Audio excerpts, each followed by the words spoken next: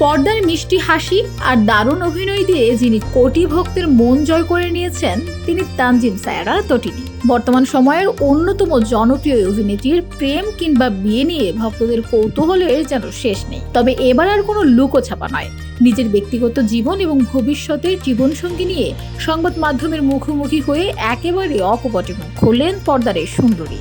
প্রেম যদি থাকতো তাহলে জিনিসটা আমি আরো প্রাইভেটলি হ্যান্ডেল করতাম। বেশ কিছুদিন ধরে সবিজ পাড়ায় জোর গুঞ্জন সহ অভিনেতা ইয়াশ রোহনের সঙ্গে চুটিয়ে প্রেম করছেন তটিনী। তবে এই গুঞ্জনকে স্রেফ উড়িয়ে দিয়ে তটিনী স্পষ্ট জানিয়ে দিয়েছেন ইয়াশ কেবলই তার একজন ভালো বন্ধু। প্রেম থাকলে তা সংবাদ মাধ্যমের আড়ালে ব্যক্তিগতভাবেই সামলাতেন উল্লেখ করে তিনি ভক্তদের নিশ্চিত করেন যে বর্তমানে তিনি সম্পূর্ণ সিঙ্গেল। সো আপনার নিশ্চিত থাকতে পারেন কোনো প্রেম নেই। তাহলে কবে বিয়ের পিড়িতে বসছেন তটিনী? কেমন মানুষকেই বা খুঁজছেন তিনি? এমন প্রশ্নের জবাবে তটিনী জানান তিনি মূলত একজন সঠিক মানুষের অপেক্ষায় আছেন। তার মতে একটি সম্পর্কে অন্ধ ভালোবাসার চেয়েও দিন শেষে পারস্পরিক সম্মান এবং ভালো রাখার মানসিকতা সবচেয়ে বেশি জরুরি। তটিনী বলেন অনেক ভালোবাসতে পারে, কিন্তু সে যদি প্রপার সম্মান না দেয় তবে দিন শেষে সেখানে কোনো শান্তি নেই। জীবনে ভালোবাসার মানুষের চেয়েও ভালো রাখার মানুষ খুব দরকার, যিনি তাকে তার পরিবার ও পেশাকে সম্মান করবেন।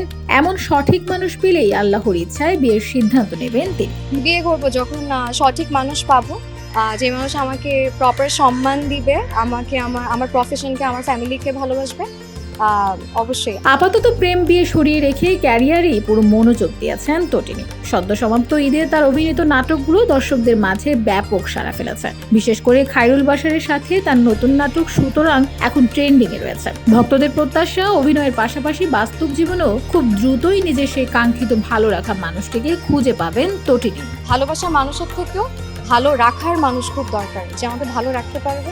আল্লাহ যদি সঠিক সময় সঠিক মানুষ দেয় তাহলে করবো। Desk report, Bangladesh bulletin.